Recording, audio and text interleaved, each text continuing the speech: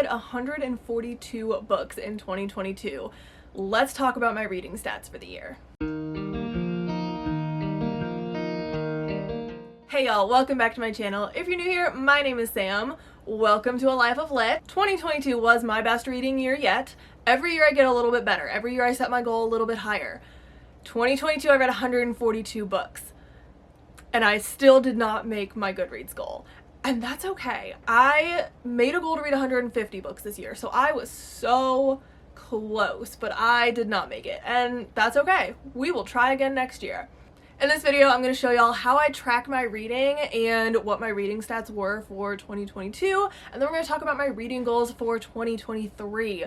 I'm so excited for all of this. I'm obsessed with tracking my reading. Like, it's a whole thing. I even have a new spreadsheet that I want to use for 2023 that I just found, and I cannot wait. So I have my iPad here, and I have my spreadsheet pulled up. I did not make this spreadsheet. I don't know who did. It's another booktuber. I don't remember who. I grabbed it from them last December. I don't remember who it was. I know for 2023 I will be using a new spreadsheet that Cassidy over at Covers with Cassidy created. I just recently saw her video and decided that's what I want. She does a weighted rating system and it is the coolest thing I've ever seen. I cannot wait to use that spreadsheet next year. It tracks so many things that I wish I had tracked this year and didn't, and I am so ready for that spreadsheet. I'm also a spreadsheet person. For someone who's really bad at math and honestly hates math, I really like numbers, I really like statistics, and I really like spreadsheets. So I'm going to screen record here and we're going to talk about my yearly stats, monthly stats, all the things for anybody else who also likes numbers just like me. Okay, so can I make this smaller? I can. Let's keep it bigger, honestly. Okay, so these are my yearly stats. So you can see I made 95% of my reading goal this year. 142 books out of 150. Not bad. I'm not gonna make the goal every year. It's fine. I'm not mad about it. I don't track every single thing, or at least I didn't this year, that this spreadsheet offers. So some of the stats are blank. I do not track my owned versus owned read. Because I didn't put my whole library in this spreadsheet this year. It was just too much effort. I own almost 1,000 books. I can't do it. So some of them will be blank, but basic stats, 142 books, 143 books. I was wrong. 143 books, across 60,192 pages, which is incredible to me. I can't believe I read that many pages. I tracked one audiobook that I read, which is why you see hours listed as 6, but I stopped tracking that, honestly, because I don't care about whether a book was an audiobook or not. I also reread 25 books, and probably 10 of those books were books that I read twice within the same year.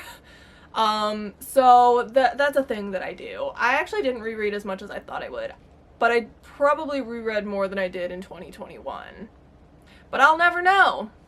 Because if you weren't here last year, my spreadsheet for 2021 got corrupted and I lost everything. I lost all of my stats for the year. It was the most depressing thing that has ever happened to me. I wanted to cry. So we'll never know. I mean, I have like the Goodreads. I know that I read like 132 books last year, but other than that, I don't know any other stats, and it's very sad. Alright, let's see what other stats we have here. So here you can see my star breakdown. You can see that I am incredibly generous with my 5-star ratings. And I think that might change a little once I have the new spreadsheet. I just feel like a weighted system is going to change my star ratings. So I rated 69 books 5 stars, which is 48.3% of the books that I read. And if you actually look at this, you can see that I literally rated like 3/4 of the books that I read 4 or 5 stars. So 1, I'm very generous in my ratings. 2, I know what I like and I generally just don't pick up things that I don't think I'm gonna like. And I also DNF a lot, but I didn't track DNFs this year very well. So generally if something's gonna hit 1 or 2 stars, I just DNF it. Okay, so then if we go over, I tracked this, but I kind of like the way Cassidy does hers better. It's less of a breakdown. I don't really care exactly which year I read the books in, but you can see I did read a lot of new releases or books from last year, like catching up on new releases from last year and 2020. I feel like those are all the things that we're seeing on like BookTube and BookTok right now that are very popular, so that's how I hear about them easier. But I did read quite a few books from 2015, 2016, and 2017, which I find very interesting because I started college in 2015 and graduated in 2018, and those were the years that I really didn't read at all through college. So apparently I needed to catch up on some of those. So I find that statistic interesting personally. So then we can look at the genres that I read. Fantasy is definitely the biggest, no surprise there. Second biggest was romance, no surprise there. And then the third biggest was thrillers. So that tracks exactly. Like, nobody is surprised by any of those statistics. I did have a couple things that I don't normally have. The historical was probably Outlander. Some of my genres, I feel like when they like cross over a couple of genres, it gets complicated, and that's where I feel like this spreadsheet sometimes is not always 100% accurate. But I really think that the one Cassidy made is going to change that and make it a little bit more accurate. I also kind of tracked subgenres, but again, sometimes they feel like more than one subgenre, sometimes they don't have a subgenre. Sometimes I tracked subgenres for like one book but then forgot for a different book, so I don't know how accurate this is, but you can definitely see that fantasy romance is the biggest subgenre I read, which is not at all surprising. I expected that. Okay, so over here, I read 76.1% of the books that I read were physical books that I have on my shelves, or like from the library, so that's pretty normal. I read 108 physical books. I generally prefer physical books. I read 19 ebooks. That definitely skyrocketed in the last couple of months once I got my Kindle. I started reading a lot more ebooks. And then audiobooks, I actually read 15 this year, which is pretty good. That's more than one a month, which audiobooks to me, that's a struggle most of the time. But I actually read 15 this year, so that's pretty good. For the age ranges, that's exactly how I imagined that would turn out. I really don't read a lot of YA anymore, so I read like just under a quarter of my books were YA, coming in at 34 books for the year. And then I read 63 adult books and 40 new adult books. Now, I tracked this based on the age range that made sense to me.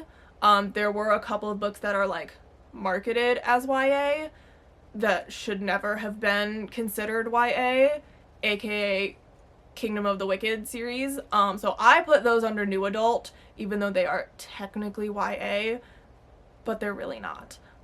So that's how I did that. And then I did have 6 middle grade, which is not bad. I don't read a lot of middle grade.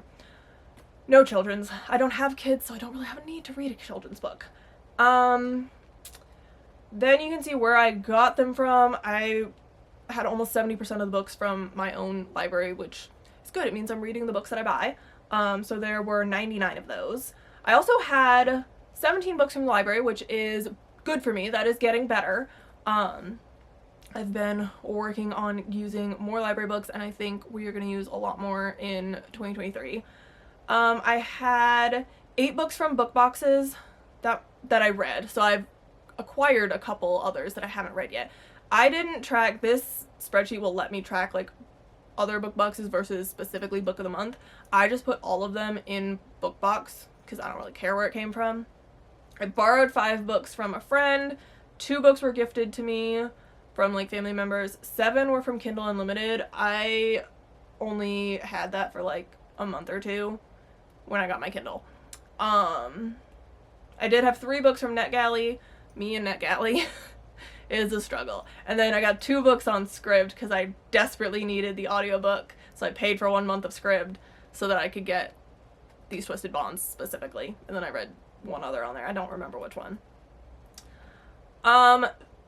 The types of publication is probably not accurate. I really don't know where most of my books come from. I've never really paid attention. That is something that I do kind of want to pay more attention to in 2023. So I put traditional for most things, but I really can't promise you that they were. I just kind of guessed. So that one's probably not super accurate. Series stats. So I read 70% of my books were part of a series, 100 books. 42 standalones and 1 companion novel. I feel like the companion novel is a little bit skewed. Definitely some of those should have been more companion novels. I'm specifically thinking already of the Married to Magic series. I think I put that under series instead of companion novels. So I want to be better about tracking that next year because I definitely did not track that well. For author status, I didn't track debut authors. I don't care if it's their first book or their 50th book. I just wanted to see how many new to me authors I was reading versus, you know, my comfort authors. So still read like 63% of authors that I had read before, but that makes sense since I was reading a lot of series. Obviously the author generally writes all of the books in the series, so that makes sense that I have a lot of authors that I've read before if I'm reading like a whole series. But I did read almost 40% books of authors that were new to me, so that's not bad. I read 54 new authors this year. That's pretty good, I think. Let's see what else we got. We did genre. Did we hit everything? We did. So that's my yearly breakdown. I am pretty happy with how my reading turned out, and I feel like this, like, none of these stats really surprised me. I feel like this is kind of who I am as a reader. I do read a wide variety of genres, but I have a heavy fantasy romance type of interest, but I do read a lot of other things. I am very generous in my star ratings. That's not surprising. So let's talk about the months. I want to like break it down by month, see like which month was my best reading month and all that fun stuff. So here is all of the months, and it just goes across here. So January, I read 17 books, February 13, March 12, April 7, May 8, June 21. That was my best reading month by far. July 14, August 19, and then you see me kind of like start to fall apart. September was 6, October was 10, November was 3, and December was 13. So I find that very interesting, honestly. You can see where I got sick at the end of August, beginning of September, and how it just kind of ruined the rest of my year. And that is the main reason why I didn't finish my reading goal, but you know, it happens. I want to see which month I read the most pages in.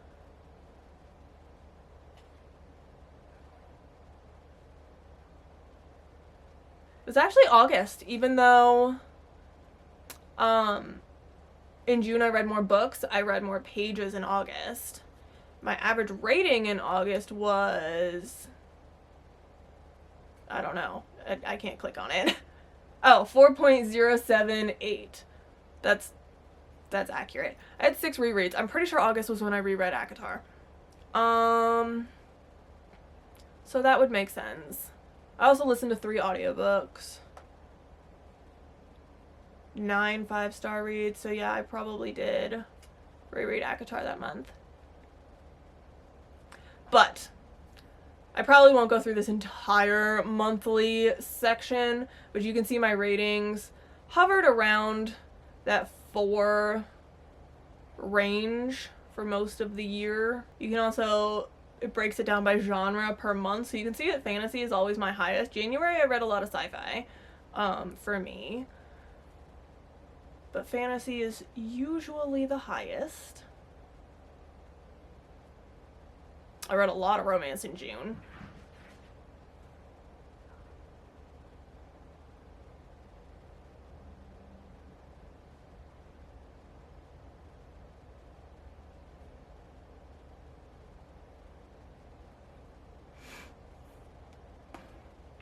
And then the format, then you can see like when I was reading audiobooks. I read 1 audiobook in January, 2 in March, 1 in June, 4 in July, 3 in August, 3 in October, 1 in November.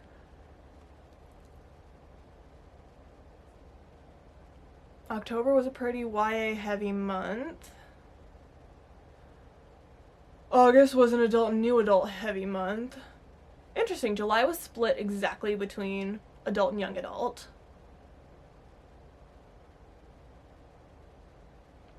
April was a new adult heavy month. So was February. And then I discovered 7 new authors in January, 4 in February, 5 in March, 3 in April, 4 in May, 10 in June, 7 in July, 6 in August, 1 in September, 2 in October, 2 in November, and 3 in December. Yeah, that tracks. January, I only had 3 5-star books. Out of all of those books I read, I only had 3 5 stars.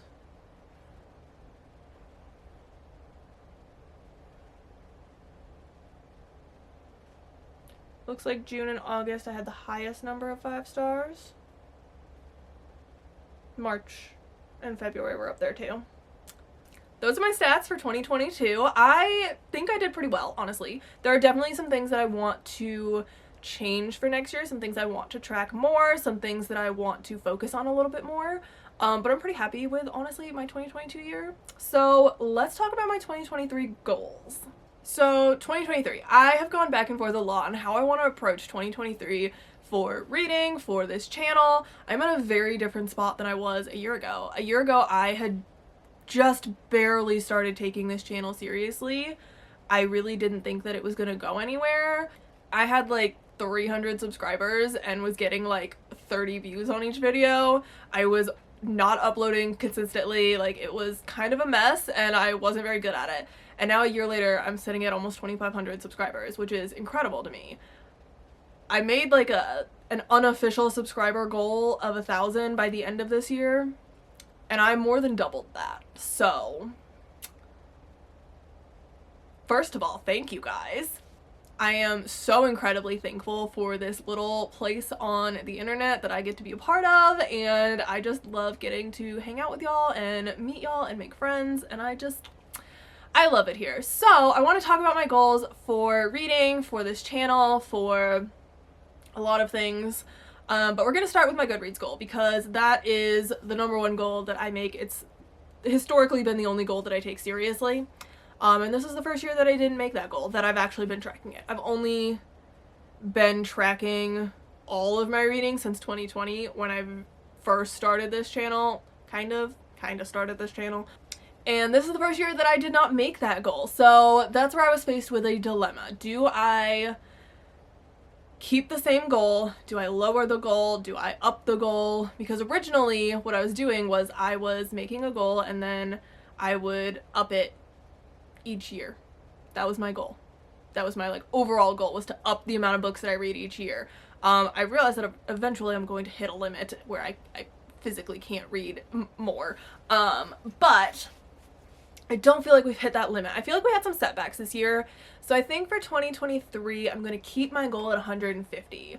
I didn't make it this year, so I'm going to try again next year. And honestly, I feel like 150 is a happy number for me. Like if I could just meet that goal once, I'd be good. I don't need to be one of those people that reads like 700 books a year. Like I don't need to be that person.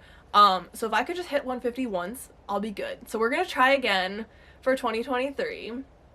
And then, you know, maybe I'll lower it from there. Maybe I'll just leave it at 150. Maybe I'll stop caring about tracking it. I don't know. So that's goal #1, 150 books for 2023. Goal #2 is I want to read more nonfiction, specifically like faith-based texts. So my brother gave me a whole stack of books that he has read that he says I need to read, and I am really bad about reading nonfiction. Like I don't do it hardly ever. I will start 10 nonfiction books and never get past like chapter 1 or 2. So my goal is to fix that in 2023. So I'm kind of thinking 12 nonfiction books for the whole year. That's like 1 a month, or I can skip a month and then read 2 another month. I didn't want to say like 1 a month as my goal in case I fail 1 month. I'd rather just say 12 books for the year and then I'll meet the goal. So that's goal #2, 12 nonfiction books. Goal #3 is to kind of pare down my book buying. I don't want to say like book buying ban or just use the library more, because those sound either too strict or too vague. So I think my goal is to keep book buying that I purchase myself to either series continuations. So if I've already read the first book, I own the first book, I know I want to read the second book, then I can purchase it. I have a few of those that I'm already planning to purchase next year. And then the other books that I'm planning to let myself buy really are 4 and 5 star reads. So that does mean that I would like to be a little bit more critical in my ratings for myself, just to be really sure like it's a strong 4 or a 5 in order to purchase it. And I don't know how I'm gonna do that exactly. This does mean that like I'm most likely going to end up using the library more, and we'll see. If there's a book that I'm really, really interested in and I can't get it from the library, like my library doesn't offer it, then we can explore other options. I can see if I can get it like on my Kindle for cheap. I don't generally buy ebooks. I really just use my Kindle for the library. But if a book is like under $5, then I might get it on my Kindle. Or, you know, if I absolutely have to buy it, I will. And it'll be okay. But really the goal is to just pare down the books that I'm buying for 2 reasons. One, I'm limited on space in this room officially. Like I will run out of space in this library. So I really want to keep the books that I am adding to be books that I love. I also have found that I have a tendency to buy books that I don't end up liking, and I hate that. I hate that I wasted money on a book I didn't even like. So we're trying to stop that. And this is the only way that I can think of to do that. Goal number 4 is to read more adult fantasy. I read the Mistborn series. I'm almost done with Elantris. I asked for the first book in the Stormlight Archives for Christmas. So I have like a lot of adult fantasy on my radar. So I want to kind of prioritize that in the new year. I also know that my library has a lot of it. So I'm really excited to start exploring that a little bit more. Goal number 5 is to DNF books and track my DNFs this year. I'm really bad at that. But I want to be more consistent with tracking what I'm DNFing to see the patterns, like what am I DNFing, so I can kind of avoid books that I don't like. I mean, I kind of already do that, but I want to be better about it. I don't track it. I'm not good at that, but I kind of already can tell what I'm going to like or not like. But I would like to be better about tracking it and to be better about like actually DNFing books that I'm not liking. I generally can be pretty good about that, but every now and then there's a book that I really should have DNF'd that I just pushed through and then ended up hating myself for it.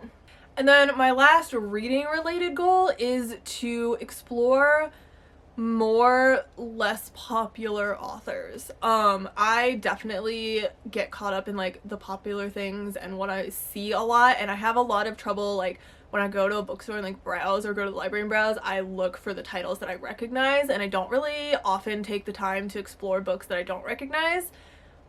But when I do, I end up liking them a lot. So I would like to explore more lesser known authors, more things that I'm not seeing a lot of, some more less popular titles. I feel like that could be very helpful for this channel with giving recommendations so that I'm not just giving the same recommendations as everybody else, but also just for me as a reader. Like there are so many incredible indie and self-published authors and books that I have read in the past, and I would really like to add to that list. That's why I really want to start tracking publishers next year. I kind of started it this year, but I was getting really confused. I didn't really understand the differences between them all. I kind of get it more now, so I want to be better about tracking that next year. So for my channel goals, I don't like to set number goals for this channel because it will hurt my feelings if I don't make those numbers. So last year I did kind of set like an unofficial goal of 1,000 subscribers. I'm not setting a subscriber goal for 2023. I really don't have much control over that. Like I can create content, I can put out content, I can interact, I can do all the right things, and still like the subscriber count relies on y'all, not so much me. So I'm not doing a subscriber count number.